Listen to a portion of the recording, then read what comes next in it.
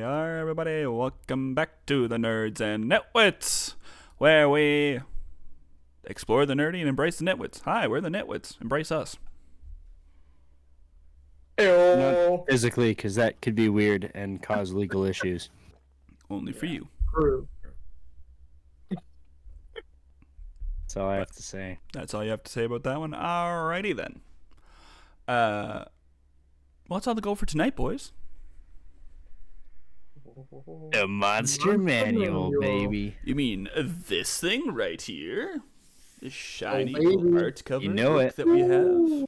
What? Or that I have, anyways? Giving me shivers already. I can feel my brain twitching with another tab pull. Look at that. Oh. Alright, Baldur's Gate. I still think it'd be funny if we did a Baldur's Gate playthrough. I think it'd be hilarious. The time to do it would be interesting. We have time. Sure. We barely had time for Civ last night. But yeah, We did. We had to make time. Michael is very distracted at the moment, and that's okay. Yeah, for those you don't know, it's Team Canada versus Team USA for the World Cup of Hockey. So I have it on in the background. I'm assuming Anthony does too. Somewhat distracted. Yes, I do. See the glow of his TV Yeah, on his face. I was gonna watch this it. light bulb don't work. Yeah, I was gonna watch it, and then I realized it was gonna cost me $25 to do so, and I went, nah. Yeah. It's Yeah, all that's through fair. Subscription to Sportsnet. I looked. Yeah. Heck Anyways, So, but But we got more important things to talk about. Not really, but we got some Dungeons and Dragons. We got the brand new Monster Manual in front of us in digital form, except for Joel, who's rocking the new alt cover. I think I'm just excited to go through what is in here, the changes they made. There's some new monsters. There's some adjustments to monsters, as well as fun extra little dealios that I didn't think I needed until they threw them in there, and I was like, yeah, we need those. it's true. Before we really jump into it, fun fact: if you've caught any of our other live streams of our podcast and whatever else, and you are noticing something different, it's the fact that you can now see all four of us for the first time ever. Yeah. Yeah. Heck yeah. Whether or not you wanted to, Ew. that's another story. But we're here anyway, so you're stuck with us. So, That's okay. I We guess survive. we should start. Yeah. Do we want to maybe just start with first of all, I have seen nothing except for like 2 minutes just now of glancing at it because I didn't have access. But for you guys, what are your kind of first impressions? Do you feel like it adds a lot to the game? Do you think a new monster manual was needed? I mean, the last one was like 10 years ago at this point, so I assume so. But yeah, I'd love to hear your guys' thoughts. Maybe we'll start with Anthony, and I feel like we should end with Michael because you are the most experienced with D&D out of the three of us. Sounds good.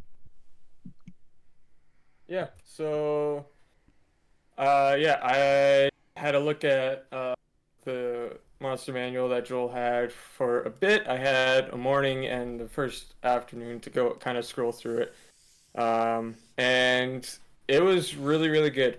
I think because the general idea that we had when the PHB came out, and then is that lower level players are stronger now, especially with the giant ancestry for Goliaths. They have a huge buff right off the start, which is really good. But we're like, especially for low level monsters, it's going to be very difficult to play that based on the 2014 Monster Manual. And so I took a look through it, and there is some really, really good stuff that I saw in it. To start, for a base level, to start before we get into the nitty-gritty later on, is that a lot of the lower level creatures have their health buffed and various other things. For specifically, if I pull it up really quickly, where is it? I should have had this ready. He's slacking over here. Yeah. The bearded devil is the one that I want. Yes. Uh, in the old monster manual, one of its attacks is the Beard Strike. It does 1d8 plus 3. It's a very basic. It's a CR3 creature, not super crazy. And then you had to make a Constitution saving throw for the poison condition. They got rid of the saving throw. So if it hits, you are poisoned immediately. So I noticed that, especially with the lower end monsters, that there is no saving throw, especially like poisoned conditions and stuff like that. That they have gone away from that to make it a little bit more terrifying. That fact of like, oh, it had you rolled a hit, and then they have to make a save, which if there's a paladin around, they probably will save. So it's something that I noticed for the lower level creatures, really, really good. Nice. Fair enough. Okay. So, as Cam kind of said, me and Anthony are a little bit newer to DMing and all that kind of thing. So, biggest thing, this book is so much easier to read than the 2014 Monster Manual. I don't mean just like pick up and read it like a novel. I mean like the full breakdown. They give you a full breakdown. The very first page is like, here's how to read a stat block for a monster. Here's like what this means. Here's how you interact with this. This is like all these different things.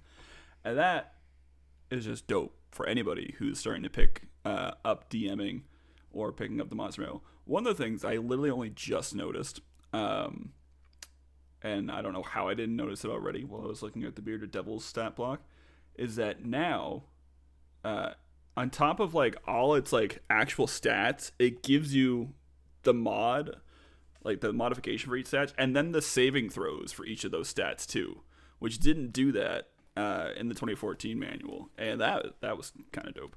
Overall, everything is just gorgeous. A lot of the monsters, or all the monsters, got brand new artwork. There's some debate on how certain creatures look that we've had amongst friends. Overall, I love it. Like, there's a whole new bunch of different notes to add in. There's new charts to use. There's a new like a breakdown of what certain things are in the back. Oh, I just love the whole thing. It shows you like some of the things they took out of the 2014, or took out of this one from the 2014. They show you, there's a whole chart that shows you what the equivalent is for the 2025 monsters. And I was like, that is really handy, actually. So yeah, it's really cool. I love it. It's very pretty. Yeah, I think that the fact that it makes it easier, it sounds like, for new DMs to even just see things like the saving throw and that kind of thing. That sounds really cool. Yeah, because it's just going to make it easier for, people to DM, which, as we all know, there's probably like one DM to every 5 players in D&D, so we could probably use a few more DMs. Yeah. Michael, what were your first impressions and thoughts on that? So, I really like it, but the organization of the book drives me just a little nuts. I'm not a super organized person. I'm dyslexic, but I'm going through it.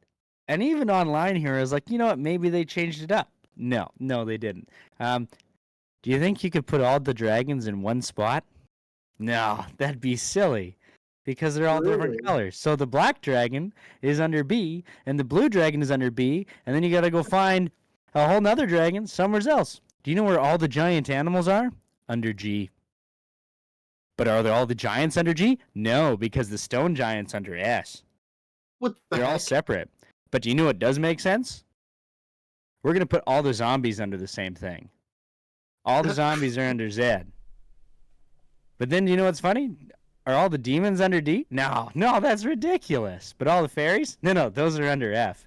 So there's a couple of things that I'm just like, why? Yeah, the organization's a little bit Yes. cracked. Why would you do that? So when we were reading it, it became comedic because I just sit there and go, do you know what's together? Blah, da, da, da, blah, da, da, blah. Do you know what's not together? Dragons. So that was one thing I noticed that for me, I'm just like, yeah, that's going to be a little bit of work. But there is something that I really enjoy. they put extra information in the lore of each creature that I'm sure we can dive into later. But one of the things, and I'm going to highlight it with the mummy because that's the page I have pulled up here. I'm sorry that we couldn't pull it up for you guys. But you pull up the mummy, and it gives you a brief introduction. Common mummies are the remains of priests, nobles, and champions of faith that underwent magical burial rites. Some are preserved through previous processes using linen wraps or clay, but others are preserved by peat bogs, magic, ice, and other means. And then the next thing is the mummy resurrection chart. Really cool. It's 1d8, 8 options. And this is why the mummy in your story is resurrected. Number 1, defend a holy site. It was created to protect. Number 2, obey the summoner of the mummy lord. Number 3, oppose an enemy who has been returned to life. Number 4, protect its descendants from an ancient threat. Number 5, punish the progeny of those who cursed it. Number 6, reclaim treasures robbed from its crypt. Number 7, serve whoever speaks the prayer of the tomb. And number 8, slay anyone who sets eyes on it. It was like, you want to give your creatures just a little bit more interest, a little bit more razzle-dazzle. That's a way to do it. There's also the other wonderful thing is for these bigger creatures, if you scroll down or if you flip to the Mummy Lord, Mummy Lords are typically these bigger creatures. Like if you think about the movie The Mummy, the main villain would have been a mummy lord. That's where he sits. Whereas mummies are they're closer to zombies. Like a classic mummy here is it's got an AC of 11. It's a challenge rating 3. In a swarm, they can be some scary things. But the mummy lord, ooh boy, is this getting spicy? You got your mummy lord is stepping in, and he's an AC of 17. He's 15 CR, and he has the Mummy Lord plot table. And you can roll through, and it'll help you place together why you're big bad or why he is evident and important to the story. And I've really enjoyed that so far. Nice. That is really cool. Again, that sounds like something that it's going to help new DMs and even longtime DMs kind of weave it into the lore, whether they're doing homebrew or whether they're doing a pre-made campaign. That's going to make it easier for them to kind of make it make sense in their world. So that's really cool. I would love to hear from you guys because this book, if I am not wrong, did add new monsters, right? Yes, there are a couple. Okay. Of the new monsters, which one is your guys' favorites? Let me just pull it up here. I gotta get it pulled up. I got mine pulled up. Hold on. I think I told them to Joel earlier today, but I got a few. Yes, Oh, baby. Here on my, that as out? you can see on stream, if you're watching the stream, you can see what is probably one of my favorite new monsters. Monster House. It's basically Monster House. You can do the whole plot of the movie Monster House in a D&D campaign now. This is part of the new part of the Revenants. There's like 3 different type of Revenants or something like that. This is the Haunting Revenant. So this literally takes over like a set of ruins, a old house, a ship, like anything. You can make it a haunted ghost ship, and that is like so dope. It uses objects within the structure, within the building, whatever it happens to be. Uses it to basically throw them at your players, and if it happens to be something like a building, once they get inside or they happen to walk in this place willingly, it's really hard for them to get out without just destroying the whole thing. The caveat to that is that if they don't deal with it properly, it just keeps coming back. So you need to get rid of all its health points, get rid of all that, and then use dispel evil or good on it. Otherwise, it literally just takes over a new ruin or a new structure somewhere down the road, essentially. And so you basically just have this whole town that can become haunted. I'm really excited for as they release more things, for this to be released in the form of a pirate ship. That like Oh, so heck that yeah. is I think it's in there. Like it does say it can take on like the pirate ship or like a ship. It can take on ruins. It can take on an old house. Basically, if it's a structure of some sort, it can take it over essentially. Yeah, it looks like it can literally basically just giving you the framework to attach this to any kind of structure or really a vehicle, even if you wanted to. Like, Yeah, it looks exactly. like it's a really good framework to basically make it whatever you want it to be. Exactly. So to me, that is super. There's a lot of cool new ones for sure. Yeah. That I just love because it showed up on my TikTok feed. One of the creators I followed got early access to a bunch of the monsters, and they were talking about it. They were super excited about it. And then when I started looking at it, I was like, I'm super excited about this too. This is great. Nice. Anthony, do you know what your favorite new monster is in the monster manual here? Yes, I do. So they brought in a couple new Titan class monsters Yeah. into the game, and one of them that really stood out is the Blob of Annihilation, but that one is a close second I think it's this page. to the Yeah. Elemental Cataclysm. This bad I don't have boy that one. is beautiful.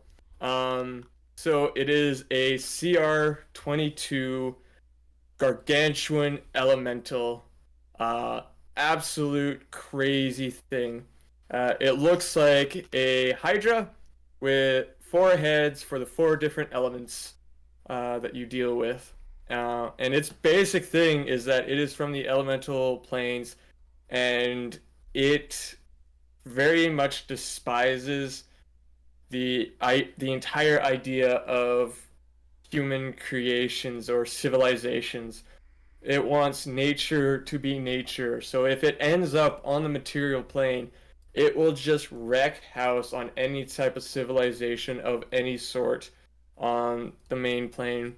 It has elemental alterations on a D8. The elemental cataclysm leaves behind like a gigantic coral reef or fungal forest, primeval or previous extinct animal population, rapidly growing rainforest, and such. It is absolutely insane. This thing is really, really cool. It has some pretty wild abilities. Um, Freezing waves, raging storms, swallowing earth, and the clinging flames are four of its cataclysmic events that is on a recharge of on a d6 of 4 to 6. Huh. It is really, really nuts. It can do the control weather, and it is really, really cool for a way to like model a world-ending or to the civilization world a world-ending event. To let's say druids, it might not be a world-ending or more of a world cleansing. So this is a really cool creature for the fact of some people have a bit of an issue with the alignment chart. Um, and this is a good creature to figure out how to play a creature that would not be considered a lawful good creature, but in its eyes and from its planes, it is a lawful good creature. It is taking back and restoring the world as it should be, whereas for us, it would be more like a chaotic neutral. Um, it doesn't care what it destroys, it's just destroying. So on the stat block, it says chaotic neutral, but in the mind of it and the world that it comes from, it would be considered lawful good due to how it's perceived. So it's really interesting thing of like how would you play this thing and whatnot. But it is just a super cool like big creature for like a ending fight in a campaign. So basically, I'm Nice. starting a campaign calling an inconvenient truth. Yes, Ben, D&D. D&D, Ben. Yeah. Heck yeah. That's cool that it's something that like it can actually affect the world you're playing in, and your Mhm. DM could totally like use that as like a way to hint that it's coming up. Where like as you go through the story, these random things are happening in the world, like rivers popping up or random forest popping up that just didn't exist before, and then you could totally like culminate the end of that in your party either fighting or maybe protecting or working with this thing. That is really cool. I really like that, Anthony. Yeah, definitely.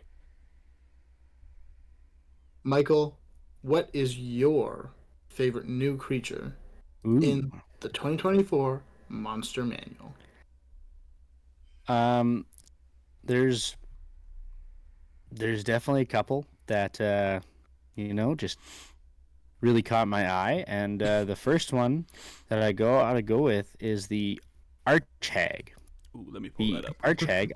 For those of you who are familiar with the campaigns that I like to write, I always enjoy to have a very rich world with plenty of creatures that don't necessarily drive the plot, but can jump into the plot based on decisions that characters make. Hags are this wonderful piece of lore that are just so rich in regular like mythology from different backgrounds and different countries, and so I really enjoy using them because we got the night hag, and the night hag is sort of what was the big prime main hag stat block, except for some of those other ones that you got in like the Firelights campaign, and you had if you were to search up Baba Yaga, but the arch hag lets you create your own style of that, but also gives you the stat blocks for Baba Yaga, for these other main archhags, which is just fantastic. Each archhag creates a magical home, such as a hidden demiplane, a mansion atop of a storm cloud, or in this case of archhag Baba Yaga, a hut atop of giant chicken legs. And so to actually have stuff for that is huge. As well as they put in a bunch of things like, for example, knowing what their weakness is. You can't slay an archhag's you can't slay an archhag's presence unless you have their weaknesses, unless you have these things that are near and dear to them and wrapped in the story of their creation, which I think is just so cool. Like the idea that you gotta use like the bones of the archhag's first lover, like you gotta find things. It becomes this extra goal to go there, and then they have the lair, which is just fantastic. One of the other things, it's not technically a new creature, but what I will say is they released a bunch of new variants. So they gave us a bunch of information. So if you go, instead of, I don't know how familiar you guys are with it, but in the player's handbook, they had a bunch of monsters in 5e that were at the back, and in the 5e monster manual, they had a bunch of monsters that were at the back. So they had all your cultists, all your berserkers, and they were just small little things. And sometimes they had bigger things, sometimes they had smaller things. It depended what it was.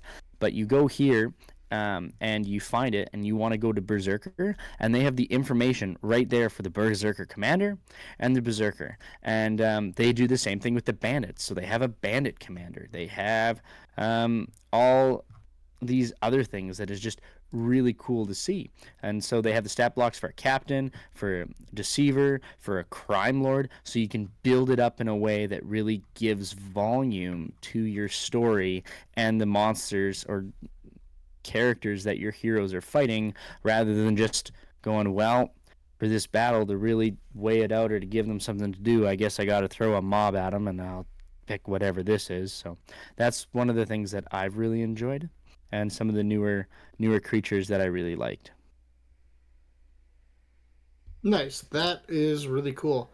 Yeah, I mean, so far it sounded like they did a really good job with this new monster manual, and yeah, and making it more accessible for new DMs, and adding more information for DMs who are super experienced, and just adding lots of cool things to the manual. Yeah, Um, while we're on that subject, and I have this page open still on the stream, this little thing right here, every creature, every whatever in the monster manual has this thing that lists its habitat and the typical treasure that it carries on it. So if I go up here to the Balor, huh.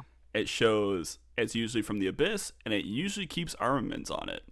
So when you're planning out encounters, when you're planning out the kind of creatures that your players are going to encounter, and they're like, well, does it have anything on it? You're like, I don't know. What would a demon from hell have on it? Well, according to this, armaments, armor, weapons, that sort of thing. If I go down to like the basilisk, it shows that its habitat is typically in the mountains or in the Underdark. Treasure, pretty well anything. It likes shiny things. Like that is super dope. Beholders typically have magic items on them. Like that was such a cool thing. That was one of the first things I noticed when I started flipping through this the first time around. Yeah. They also have an appendix in the back for monsters by habitat, monsters by creature type, monsters by group, and monsters by challenge rating. So if you're wondering, it's like, okay, they're going into, let's say, a coastal area. It's like, okay, crab, eagle, hawk, lizard, bloodhawk, giant crab, giant venomous snake, Sahuagin warrior, bronze dragon, wormling, chuls, storm giants, adult bronze dragon, dragon turtles, hydra. It's like it has it in the back as well, so that you can pre-made. It's like, okay, they're going into this kind of area. You have an appendix, so you don't have to go flipping around through the book So to nice. find coastal creatures. Yeah, the links on D&D Beyond, Ben, are so handy. Like the fact that it just takes you to stuff. Like if you want to know more, often it'll be like highlighted in some way, and it definitely makes it convenient to navigate.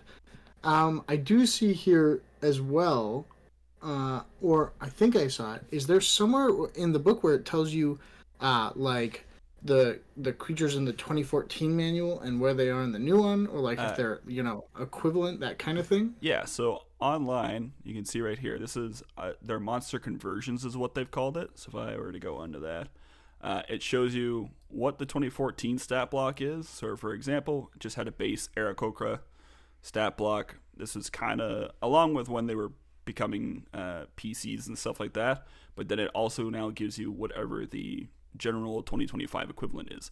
That being said, there's a few things that I'm kind of disappointed they've taken out. Stuff like they've removed the drow completely from the monster manual. They've become a little bit more popular, I think, as player characters because of things like the Legend of Drizzt and all that kind of stuff. But they took the drow out, they took the deep gnomes out, they took the Dwagar out, and just replaced them with kind of a little bit more generalized stuff. But then these are also things that you can just apply to any kind of humanoid creature or anything like that. So they did change a few things around, but it does give you kind of the equivalent to what 2014 was and what 2025 is. Okay, interesting. Yeah. So they basically have kind of taken them out, and that it's not called that, but it's just what the stat block would basically be in the new one with a different name that could just be applied to something of any race in D&D. Yeah, so there's some like the Goblin. It's not just Goblin anymore. It's now under Goblin Warrior. But then if you go to Goblin Warrior, it's got like Goblin Warrior, Goblin like Warlord, Goblin Berserker, whatever the subdivisions happen to be. But in the case of like the Dwagar, they don't exist as Dwagar in the book anymore. You would basically, most of the time, they'd be spies because they're sneaky little underground dwarves and stuff that just like the rocks and the stone and like to hide in the shadows. So there's a few that they've taken out and replaced with kind of more general things, but Interesting. or it's like the orc is now a tough, so or a tough What the boss. heck? So is the thug is now tough. Yes. Yes, the thug is now tough. What are we fighting today? Well, we're gonna fight a tough boss. Oh, what kind of boss is it? No, it's a tough boss. Heck yeah, rock and stone. Rock and stone, brother. Rock and stone. Dirt. You know, one thing I do notice is if you click on the old one and then the new one, they have kind of like a stylized background to the old one, and I feel like that's just cooler. That's such a small visual thing, but it is cooler, and I'm right.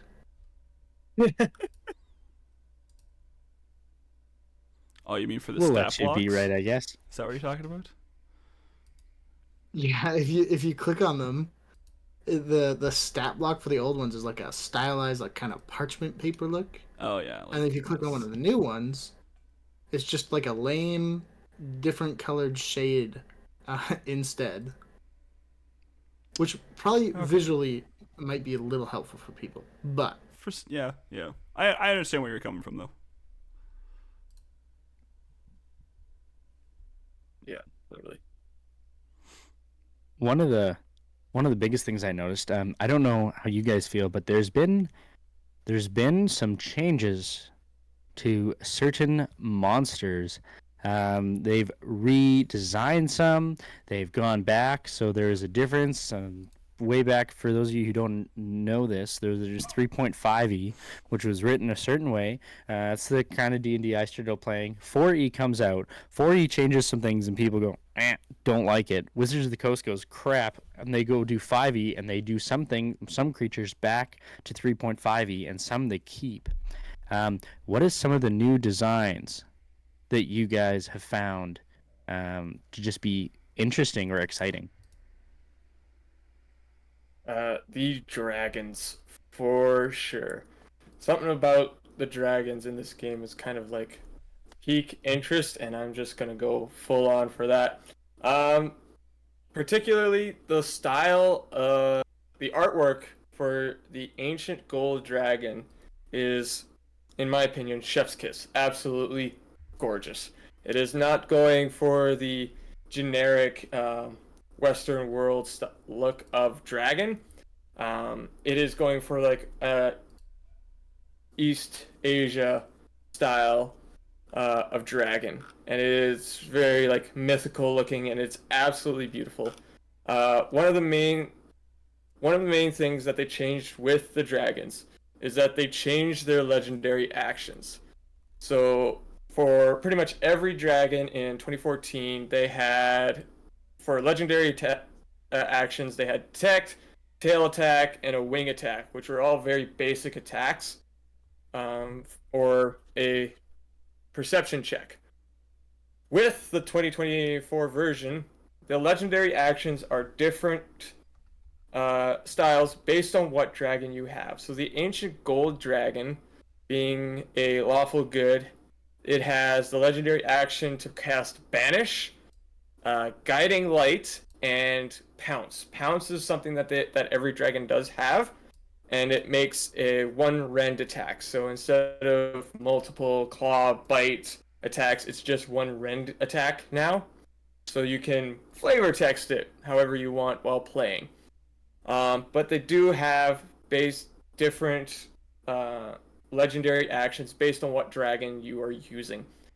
Another thing is that they have added actual spell casting and different spell casting spells for each dragon. So the gold dragon has detect magic, guiding bolt, and shape change, flame strike, zone of truth, which is really really cool. That it's because one of the things that kind of had that I found a little bit interesting about the dragons is that they were pretty much just flavor text is the only difference between the actual dragons.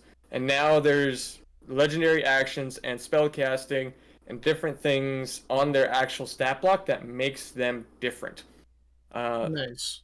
So it's really, really good. Granted, the roleplay aspect of dragons is still there.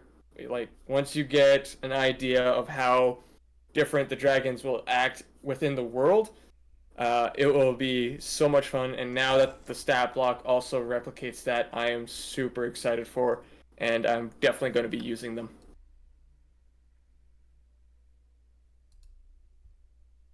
That's For exciting. sure. What about you, Joel? What were some of the new redesigns that you really enjoyed? I was gonna talk about the dragons too. I like the dragons. The dragons are there. What was the other one that I saw?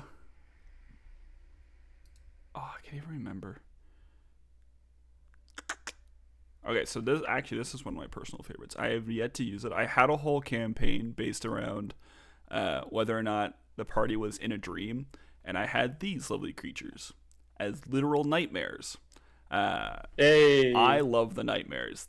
These things, especially with the redesign, look absolutely like I would not want to come face to face with this thing. Like this guy right here looks like a regular horse.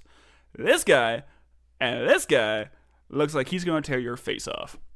I just like I love the nightmares. I have a whole campaign based around them partially. This poor little guy is getting tossed up in the air. But yeah, like the fact that they have this chart now that says the nightmare carries, a champion or a message of messenger of an evil deity, a group of joyriding imps, because why not? An innocent soul trapped on the wild fiend, a lore hunting mage, cultist, or lich, a night hag herding larvae between planes. Just the fact that they, like we've said before, they added in these cool little charts that just add to your storytelling. Because these things by themselves would be a sight to see, but then they have this like imposing evil, and then you watch as your players realize, are those tiny little devils just taking them for a joyride? Like what? So yeah.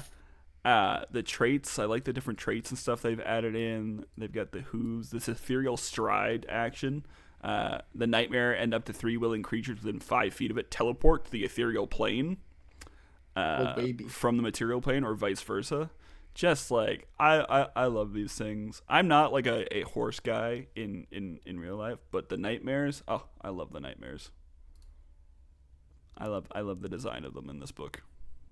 Nice. Michael? There's two creatures that their redesign really caught my eye. One is the Kraken.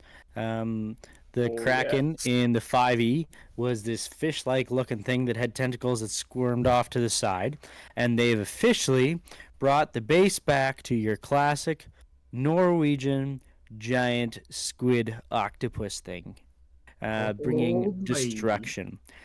Now, this is the idea for Kraken. For those of you who don't understand or are unfamiliar with Kraken lore, Krakens are these giant evil beasts that are always seeking to make themselves perfect because they think they are the most evolved form of life on the planet. And so Krakens can actually resemble a bunch of different images. They can sit there and have a certain amount of tentacles, or they can try to have a long fish-like scale, or they could have, instead of a little beak, they can have a crocodile jaw. So there's all these extra things. If you dive into the extra lore behind it, there's a lot of that you can do. Now, what they did with these Krakens is they sort of narrowed it a little bit more. You can already see there, sea and storms, they have control over that, tyrants, but you can actually go down to the table and it tells you what the Kraken's doing, and it makes them a little bit more of that henchman of the gods sort of style that it was in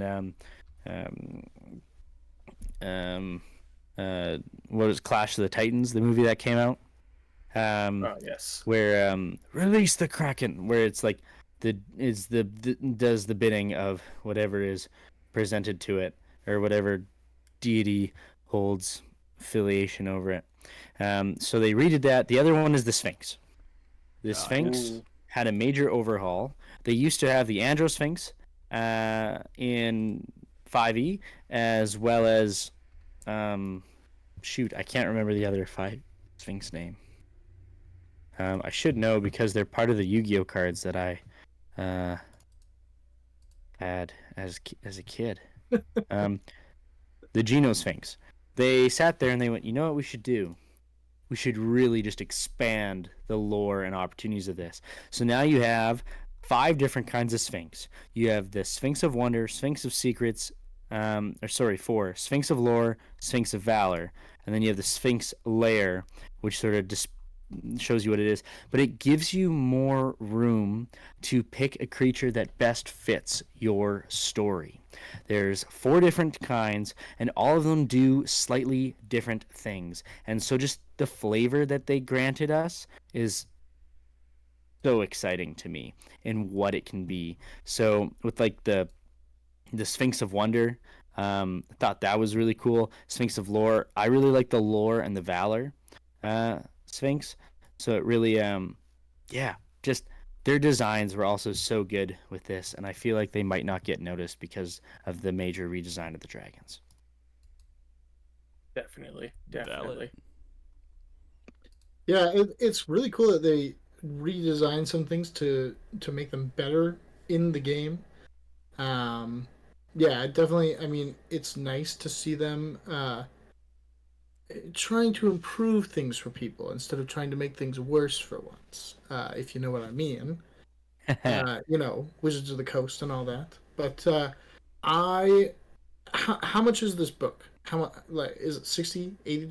The physical 60? copy, I think, is $69.99. I Oh think baby. it's a chunky book. So, do you guys think, for someone who is DMing, uh, is it worth the price of the book to get this new information on old creatures, these new creatures, that kind of thing? Like, two of you have literally paid that price. Do you feel like it was good value for the price you paid? Well, for me personally, I think if you and your party are interested in continuing to explore the realms and rules of 5e, then you don't need it. You don't. There's some really cool things out of it, and you'll be able to find some of those things. But if your party is playing 5e rule set, which is now I guess called Legacy, then I don't think you need it. Especially like I have a party who's a less experienced party, and they're still getting the grasp on 5e rules. It's been 4 years, and we're still getting a grasp on what some of those are and what some different characters do and what some different alignments look like and creatures and all that. So they're still wide-eyed and exploring. So all of a sudden sitting there going, the game, let's change all of it, would actually be harder for them in some senses. And so in that case, I don't think you need it. But the little tables they have on all of the creatures is so handy. So nice. Mhm. I have the flip side. Most of my, was party, currently is party, are all like 90% of my party are so new to D&D that it didn't matter that we switched to the new rules. When the new PHB came out, when the new DM's guide came out, when this came out, they all made characters based on the new rules, and for them, didn't make a difference. They did not know enough from the previous partial campaign we had done that for them it didn't mess with them at all. It didn't flip them on their sides, anything like that. So I love it. I love the new books. I love using them. There are a few changes in the PHB that maybe we'll cover at some point, because that's a whole other episode that we could just tear apart. But anyways, there's a few things that like we created characters based on the new rules, but still adopted some of the 2014 rules, because in my mind it made more sense, and to them it made more sense. Whether or not you need it, I think I'm on the same lines with Michael. Like, I don't think you need it. I think it's really cool to have. I am one of those guys. For those of you who know me, I am a collector of things. I like collecting things. So as soon as I saw these books coming out, I was like, yes, I need them. I have all 3 alternate covers of all 3 books because I got them on like day 1 of their small store pre-releases. In that sense, it's great. If you want to see the new info, if you want to see the new charts, like you said, if you want to see the updates and compare, like we said, to the 2014, the 2024, or 2025, whatever you want to call it, then yeah, I think in that sense it is. D&D is one of those things that doesn't, like, it very rarely goes on sale, and if it does, it doesn't drop, like, a lot. If you did want to wait for a sale, chances are it's going to be a while before these books go on sale. It might not be until a holiday season, unless D&D says, hey, we want more people involved in our game. We're going to do like a midsummer D&D sale. And even then, like, I think it usually only drops maybe $10-$15 off the price, which in some cases, like, hey, that's $10-$15. But if you want it, if you think it looks cool, if you want to ask us questions, go ahead later. Then go for it. If you're like, I'm okay with what I got, stick with what you got. So, Yeah, totally. Anthony, you don't have the book yet, right? I do not. Do you plan to buy the book for your campaign? If you do, I'd love to hear why. And if you don't, I'd also love to hear why. Currently, I do not. The crew that I play with are a bunch of lovely people. Um, I have only bought one of the books of 5e on my own. Um, Whether it's Michael or my D&D party, they combined have expanded my library. So I do have the 2024 PHB. That is the only new book I have right now, and that was thanks to my party. I asked them while I was writing this new homebrew campaign that I'm going to start this weekend. Uh, I asked them, "Is like, do you guys like?" They gave me the book that day. I asked them, I was like, do you guys want to go with the 2014 rule set, or do you want to go to the 2024? If we do, we'll have to pool the money together so that I can get the books and just be able to expand on that. And the guys all said that they wanted to stick with 2014. And I was like, okay, perfect. That is easier for me. There's a lot of things that I can pull from the 2025 book.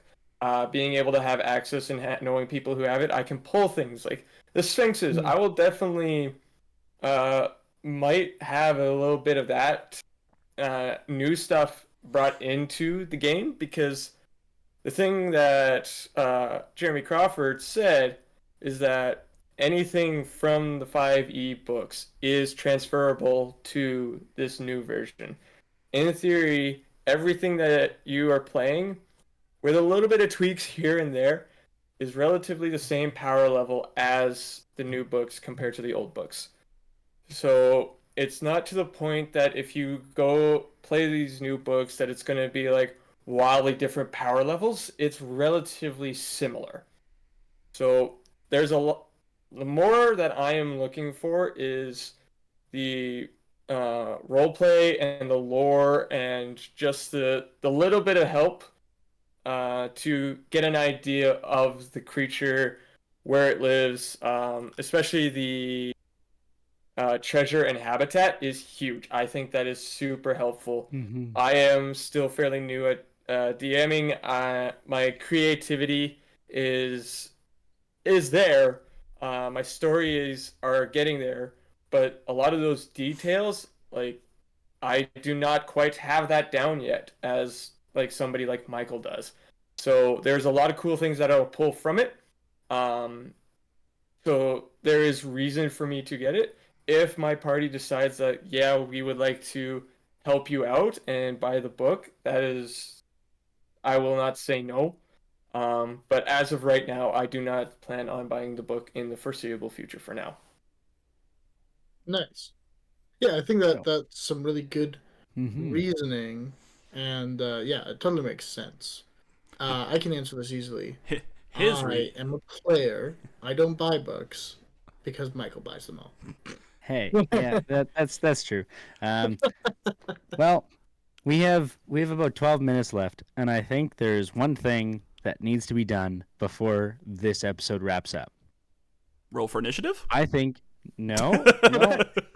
I think we need to go through and rank every dragon's new form.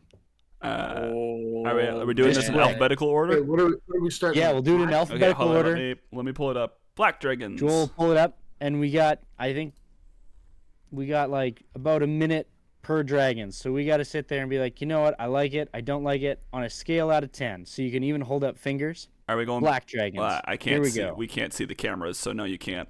Are we going based on like the? Are we doing like the art, the ancient art? What are we doing? Okay, so let's go with the ancient dragon art. This is the ancient black dragon. Michael. I like five. I liked 5E's better. I really did. I liked how it looked more like a skull. The horns looked like they were bones. These ones look more like a fork on the end of a neck. That's me. Anthony. The black dragon. Let's pull up the ancient. The black dragon. I really like the new one. Yeah, it's got this very more menacing presence in my mind. How it is portrayed, how it's like the jaws dripping and just the look of it. It also gives the look of how much bigger the wings are compared to the body, considering how big the body already looks. Without, I am looking at it like I don't see any other creatures for scale, yet it looks massive and the wings look absolutely huge on it. So I would give the new design probably 9 out of 10. Cam. I don't know what the old one looked like, but I think this one looks pretty cool. I love it. Yeah, I would probably be on the same lines as Anthony. I do like this more skull-like feature of the 2014 one. I'll give it that. But there's something about like the spines running down its back, like how massive those spines must actually be when you consider how big ancient dragons are. I would not want that thing running at me head first. That's for sure. The horns, everything about it screams terrifying to me. So I'd be like 8.5, 9 out of 10. Next, brass dragons. Ta-da! If you're on the stream, you can see this weird little. Isn't it a blue dragon? How did I miss Yeah. it? What? Oh, blue dragons. You're right. There it is. Wow, I can't believe I missed it. There it is. Look at him. He's big, tall, and towering. Sparky. I like this. I like the sight of him like commanding his army down here to take over the world. This hole he's cracked in this rampart of this castle. Just the imposing storm presence and everything. Like you can see the light shimmering through its wings. I like this design. I do like the old one as well. There's something about this one that's kind of, I don't know. He looks more kind of like a punk rocker in this one. Just with the way the spines, it looks like a mohawk and stuff in this one. I would give this one like a 7.58 out of 10. Yeah, I'm definitely on the same page as you. If you actually scroll up to the adult dragon picture, I think that one is just displays the raw size and power of it. Just in the skies, you see the spines trailing all the way down its back. I think this is an improvement from the blue dragons of 5e, and this one's sitting at an 8 out of 10. You're right. The artwork for the adult blue dragon looks great, and it totally feels like it portrays it better. I don't know. I'm not a huge fan of the ancient one.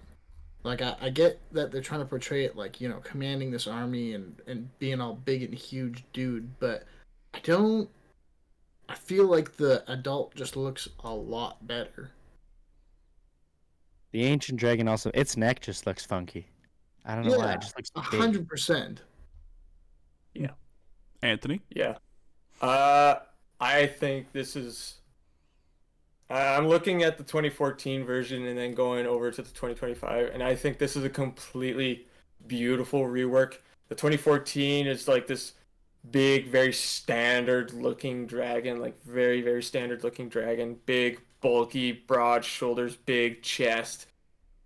And the 2025 version, it looks like a streak of lightning across the sky. Like it's not big and chunky. The body's not big and chunky. It's more slender, and it has this feel of like a bolt of lightning in the shape of its body, and it's absolutely gorgeous. I think it's one of my favorites after the gold dragon. Fair enough. All right, now we're on to the brass dragons. With all these, I don't like. There's not a whole lot of difference between the 5e and the 2024 version of the brass dragon. The biggest difference is the wings. In the 5e, it was just a frill along the side. You can't see me, I'm moving my hands, but it was just frill along the side. This is more flower shaped. It's more eccentric. It reflects the attitude of the brass dragon. I love the head flare that they kept. This one for me is another. This one's an 8 out of 10 too. Yeah, the way that its wings and its tail, like they almost look like leaves on a tree, um, is really cool. Like I think that's a really unique design, that yeah spices things up a little bit. Yeah, like even the young one here, it's got that cool look to it, where it's very stylized. Yeah, totally. For me, it's like I feel something about the ancient picture does not portray the size of the wings as big as you would think. The adult looks a bit better. I do love the style of the wings and the frills. It looks really, really good. I do think if you do look at the 2014 Ancient Dragon, even though it's got a very more basic look of the wings, it goes across all the way down to the tail. The sheer size of those wings is really magnificent.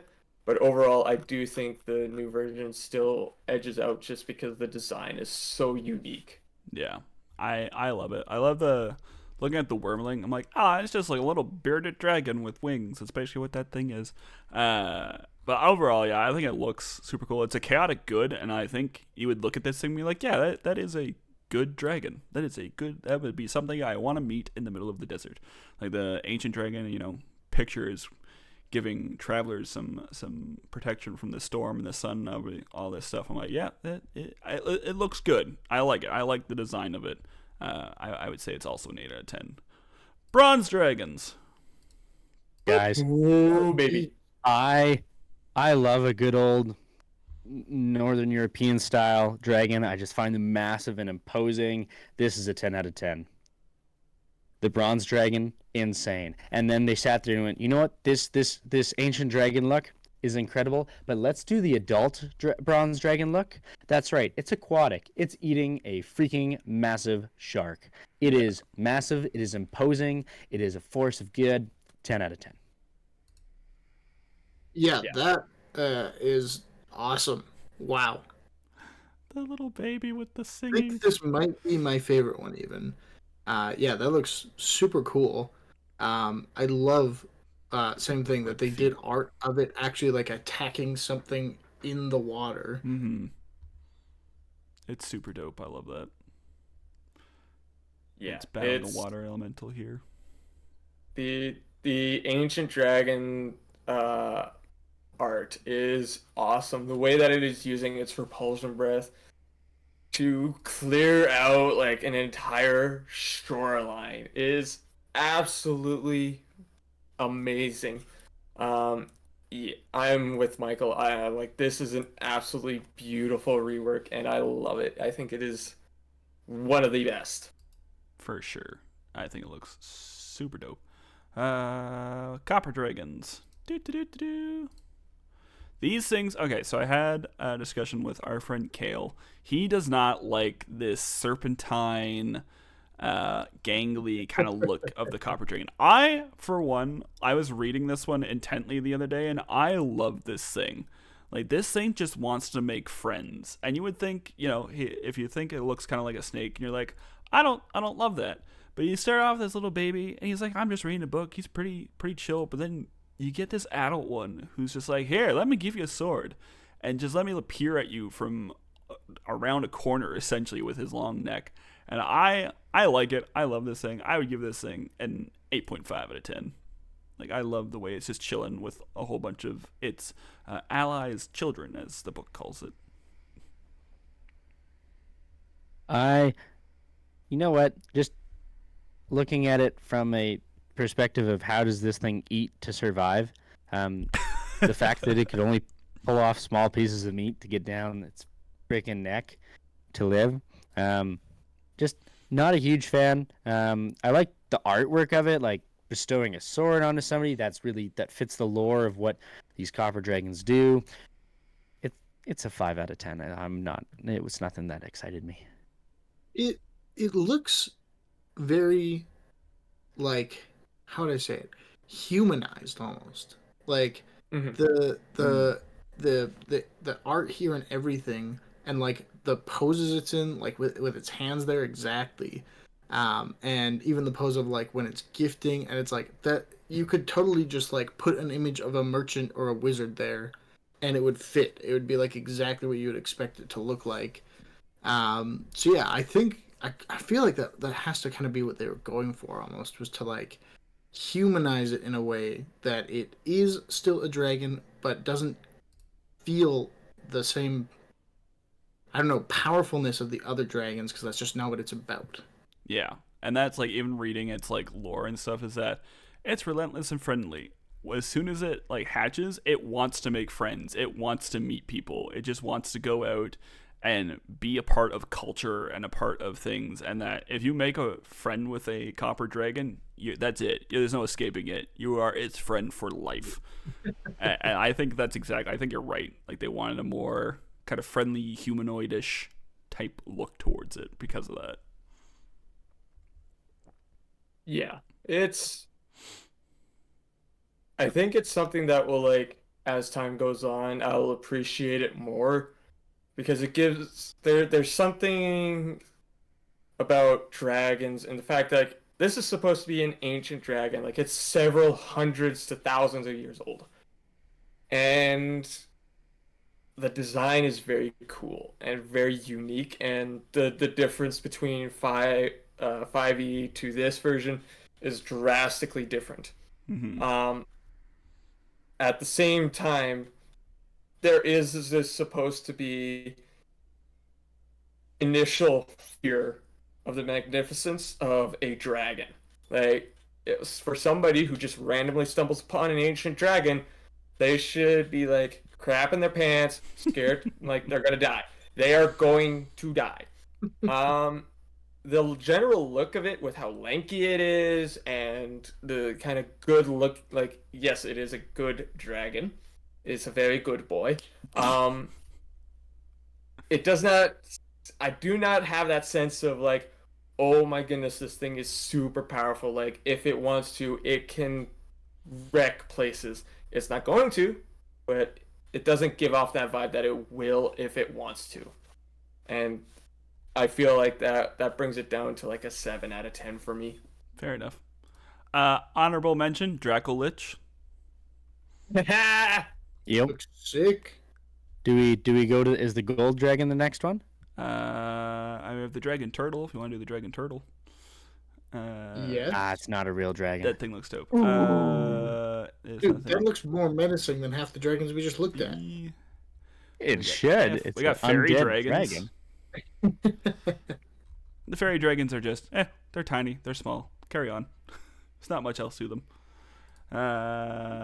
Is it gold? Gold. I think so. Gold Yes, it should be. dragons. It's golden and green. Look at these things. I love, again, the Eastern style of, Majestic. as Michael said earlier, this whole almost like a lion's mane kind of dragon. It's just, I love this thing. This one right here of the adult dragon. There is a small part of me that wishes it didn't have the little wing spurts sticking out the side. I wish they had kind of, for lack of a better term, clipped its wings and just left it as like an Eastern style long dragon.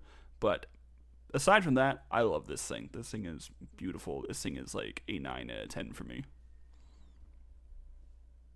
Yeah, I'm gonna give it a 9 out of 10. I don't think it's cooler than the bronze dragon, but I think it's awesome. Yeah, like for me, I think it's absolutely awesome. The wordling is adorable. It's so small. Just this long snaking tail that kind of has this feel of it's floating behind it. Especially considering if you look at the 2014 version, it looks like an old man with old creaky bones, and now we have this dragon that looks like it knows so much, and it shows up and you're just like dumbfounded. It's like, oh my goodness, this thing is magnificent as it is terrifying. 10 out of 10, like absolutely amazing dragon. I think it's so good. Yeah, they did a really good job of making it feel both like majestic and menacing at the same time. Especially like in this ancient art here, where like yeah, you kind of get the size and the majesty of it, but then it also looks super menacing towards that guy walking up. Yep, super dope. Green dragons, tiny Heck little yeah. wormling. Look at this tiny Let's little creature. go.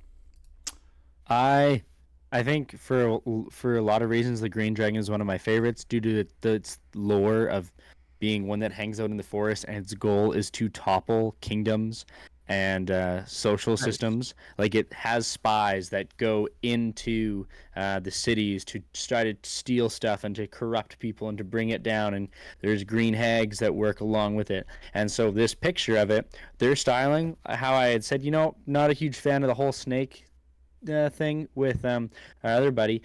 This green dragon though, that looks like it is conniving. Its whole body says that I'm conniving. Its whole body says you're never even gonna know how deep my involvement goes, but I'm always there, and I'm playing the puppets. And it also, I think, fits better with this in the sense that green dragons are not known to go off and just cause massive fights right off the bat. Like they're not going to sit there and stand in front of people. They're going to send people there who can deal with it themselves. They're the Darth Sidious type of the dragon world, and I really like this design, and I think it's an 8. This the adult dragon art there is really cool. I really enjoy that. I think they just did a really good job with that. Imagine you're coasting along in a boat and you see something move underneath, and your friend goes, "Oh, don't worry, it's just an alligator." And about 5 seconds later, you realize it's a bit too late to go, "No, that thing has wings." Yep. Even the wormling, the baby one, like that. So that is like a standard human size. Like that thing, I would not even want to run into the Wow. baby version of that thing. You can see like the the smoke, the ooze, whatever, like trailing out of its mouth, its poison breath. Like that thing by itself would be terrifying enough, and then like Michael said, the conniving mommy comes along, and you're like, no thanks. Yeah, Exactly. it's absolutely amazing. Like the green dragon is so good.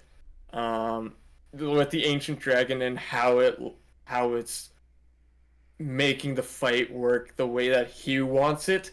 He's not doing any physical things. He's magically altering the battle how he wants it, and it is absolutely great. I think this is a huge update visually um, to the Green Dragon because for the old Green Dragon just looked like a very had a it was a green dragon with a frill, and now we have a sneaky behind the scenes infiltrator of the world, and I think this is like a 9.5 out of 10. It's awesome. All right, everybody's favorite, the classic, the all-destructive, the great and powerful red dragon. Oh yeah. This is what I think of when somebody says, "Ah, yeah, it's a dragon." This shot of the ancient dragon. This is what I Yep. think of.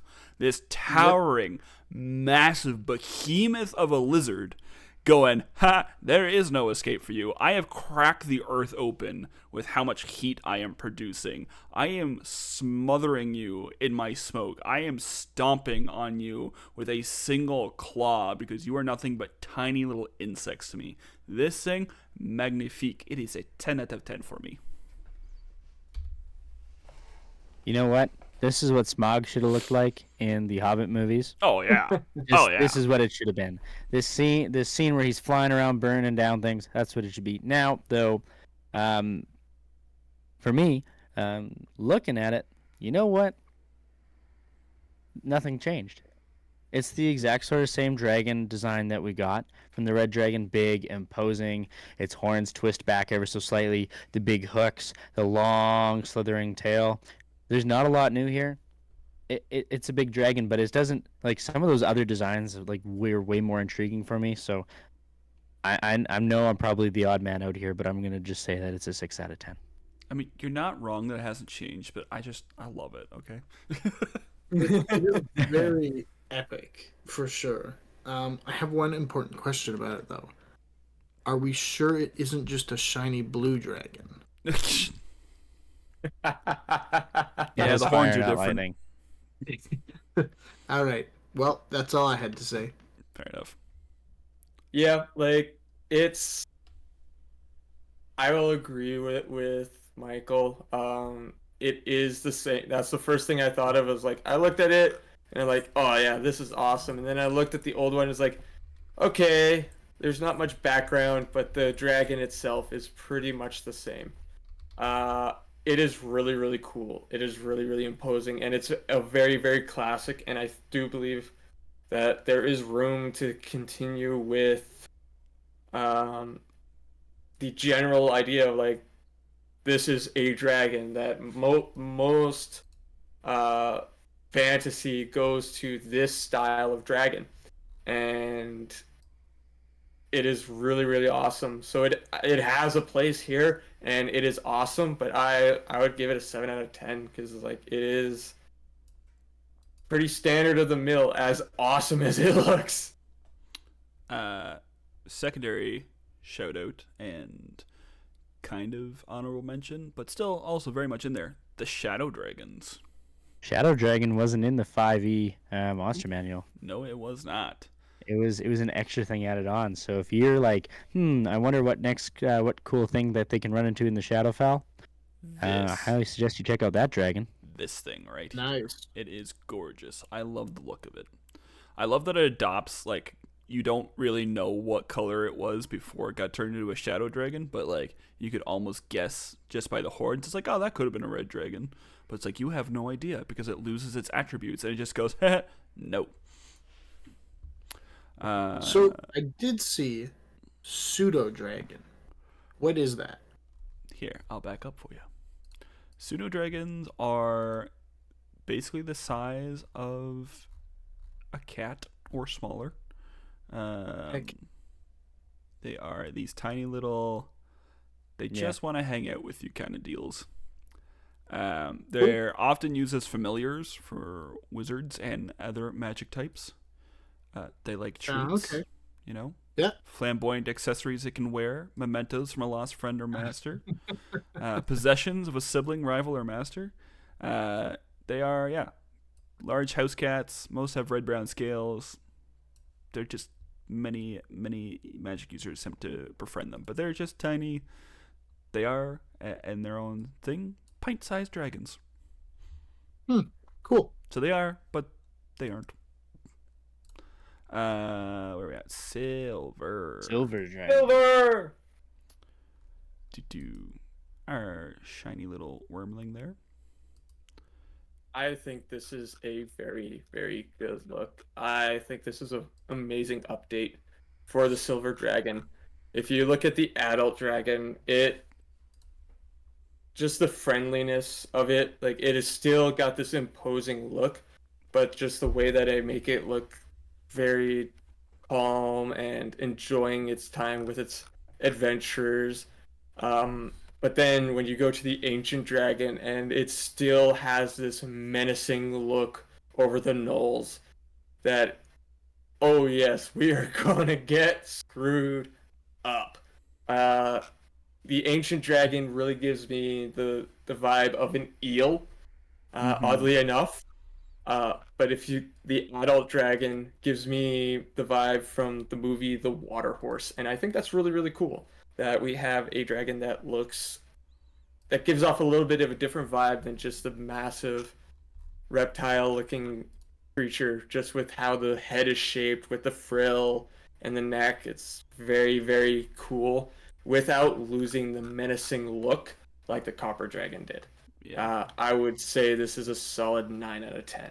It's really interesting to me, like, especially with the adult or the ancient dragon. Like you're right, it does have like that silvery, slippery eel aquatic look. But then you look at its habitat, it's mountains and urban areas. Like it's not not typically near water necessarily. I'm like, that's an interesting connection. But like even that, the adult dragon, he just looks like a calm old man sitting there with his friends, just like So imparting his wisdom. literally, when I just saw this for the first time, all it made me think of was Master Splinter. Oh. Like even like the little like length on his chin that looks like a beard. Uh-huh. Just immediately, I pictured Master Splinter in my head. Fair enough. Yeah, you know, I'm sort of like the red dragon on this one. There isn't really a difference if you look at the pictures. They got the frill, they got that little neck bend. There's nothing different here. I don't like the eel look. I think for like a dragon in the urban area, that just really stands out to me. Um, so I'm throwing it down on the bottom. It's like a 3 out of 10. I think it's my least favorite one. Oof. Ooh. Yeah, Uh, wrecked Tough Silver crowd. Dragon. Just not a fan. And silver dragons I think are really cool, but I'm just not a fan of their look here. not a dragon, but this thing is terrifying. That's a whole Ah. other discussion. Classic. It's the Tarrasque. Nothing under U. Beautiful. Nothing under V. Onto Last one. I think the last one, which is the White white dragon. Look at him. He looks like he's trying to be scary. He looks like a. I don't even know. The wormling specifically. is I- what I'm talking about. I really like this specific picture of the adult white dragon. Adult white dragons are known for being the most savage, the most brutal, the most angry, the most ready to attack you. They're not here to chat, they're not here to play mind games, they're not here to command, they're here to go. They're ready to ball. And they're going to take out mammoths just because they can, because that's what they decided to hunt that day. And so I really like just this massive size and just the thick neck. This looks like something that would be easily pissed off and will be a problem as soon as it is. True that. This is a 7 out of 10.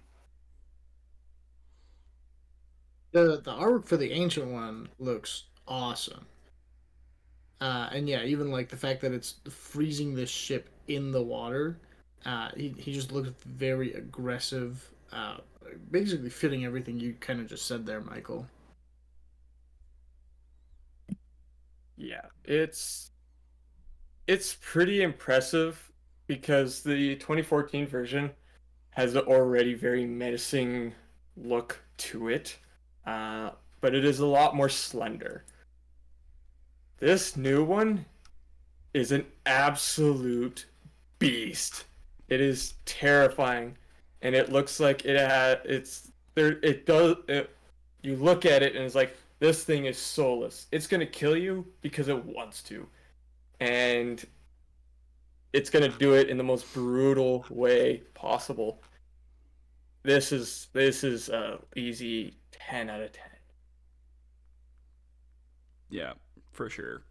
Same here. Like I'm looking at, I could see my ancient white dragon miniature from here, that I got from a while ago, based off of the 2014 look, and it's very thin. And it's like, I don't know why I have this picture of ice dragons and white dragons and that kind of thing, just being like these really thin, slender, cold, chilling dragons. But then I look at the adult one in this one, and like, and it makes so much more sense that they're these thick, beefy, staying warm. Like you need to have like that muscle and that fat and stuff on you to keep warm while you're freezing. Honestly, I'm like, and that just makes so much more sense.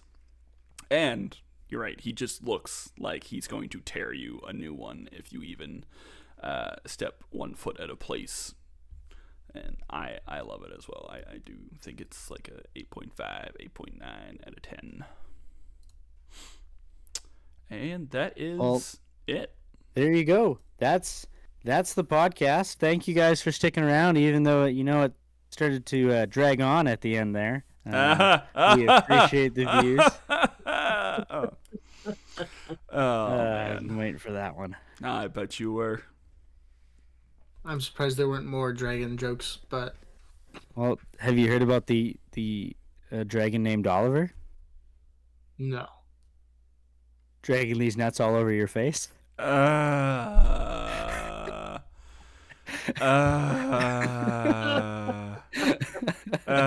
Anthony's hiding himself because of that one. Game. That was bad. That was bad. Well, thank you for joining us this week. I hope you enjoyed our lovely chats about the new Monster Mario. If you don't care about D&D but decided to join us anyways, really thank you, because this might have been interesting to you, might not have been interesting to you. But thanks for joining anyways. Next week is going to be an interesting one, because me and Michael talked about this. The other two weren't really around when we talked about this. We were doing something different. Yeah, I know. All right. Part of this one was an idea given to us by Michael's wife. Part of this was something we discussed, but is basically going to be the 1v3 debates. And that is, another way to call them, the moron debates. Where we're going to have different topics. We have a week to prepare for some of these topics, but some of them, for an example, best monsters used in a movie. Think of like Cloverfield. Think of like the D&D movie. Think about that. However, whoever rolls lowest when we go to debate has to argue that the vampires in Twilight are the best monster in a movie. Oh, yeah. This is going to be hilarious. Like a dozen times. You have no idea what I can do. So we're looking at having three or four topics that we're going to argue, and we'll see how it goes down. Yeah. So that is next week, next Thursday at 7:00. If you didn't hang out with us last night playing Civ 7, feel free to go back and watch the VODs of us just hanging out playing Civ 7. At some point, we are going to continue that game with the group of us. We just don't know when that's going to be yet, because scheduling is an issue. How's the game going, Anthony? We're fine. Yeah. It's overtime. Oh, it's overtime. There you go. So. Oh my goodness! Did you just see that save? That was game. Getting off topic here. But one thing. First off, if you disagree or agree with our dragon ranks, throw it on the Instagram. Message us. Let us know what you liked, what you thought, how you agreed with. Check it out on YouTube. We'll have it all out there sometime this little bit. But Groot, where can we find you? Right there. Right somewhere in this general direction down. I don't even remember. It's somewhere there. I put the socials link in our account, in our chat. The YouTube is just Nerds and Nitwits. It's just clips from the games nights that we do, the podcasts we do. No, it's other side cam. I mean, that's the chat over there. Oh, the chat's over that way for me, I guess. That way. But so the Nerds and Nitwits YouTube is just that. It's just all the podcasts, it's all the previous episodes. Twitch only holds them for about a week at a time, so we ship them off to YouTube as soon as we can. So those are there. Clips from the shows are on there. Clips that we think are funny. The one of our clips from our fandom forecast a couple weeks ago of Michael making a Donald Trump comment about Civ 7 is at like 600 views, which we never thought was gonna happen. But so guys, let's get this dragon these nuts joke above 600. Say dumb things, get lots of views. Exactly. That's entirely the key. For me personally, since this is my personal channel as well, I have my Instagram set up there so that you always know when I am going to play Monday nights, always a staple. Monday Night Classics, playing some Pokemon Soul Silver. Cam has not missed one yet, so shout out to Cam. So that's that. Tomorrow, we're streaming. I'm streaming. Whether or not any of these guys join me, up to them. But tomorrow, The Thing and Human Torch come to Marvel Rivals. And so I am for sure spending some time playing that, because the Human Torch looks so broken, and I want to give it a try. So join us for that. I don't know when yet. If I'm not working, I might do it in the afternoon. If I am working, it'll be in the evening.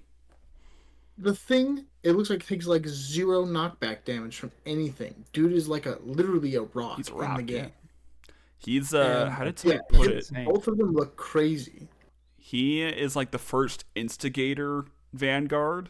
Like, where the rest are all Oh, yeah. shields, stay back, plan out your thing. He is like the I'm a tank and I'm gonna be a tank. I'm a tank. I'm a tank. I'm a tank. I'm a tank. I'm a tank. I'm gonna And walk just go in. into it. I'm excited to hear his catchphrase. Rock on! It's gonna be really cool. Okay, wait a second. Anyways, Rock and stone. yeah. Good night, everybody. Thanks for joining us. Thanks, guys. See you later. Bye-bye. Bye. We love you all. Rock on D's nuts. Who said that? This is the outro where they can't see us, but they Nice. can still hear us. Goodness gracious, this overtime is stressing me out. 10 out of 10. Oh. Stomp and Stomp. 10 out of 10.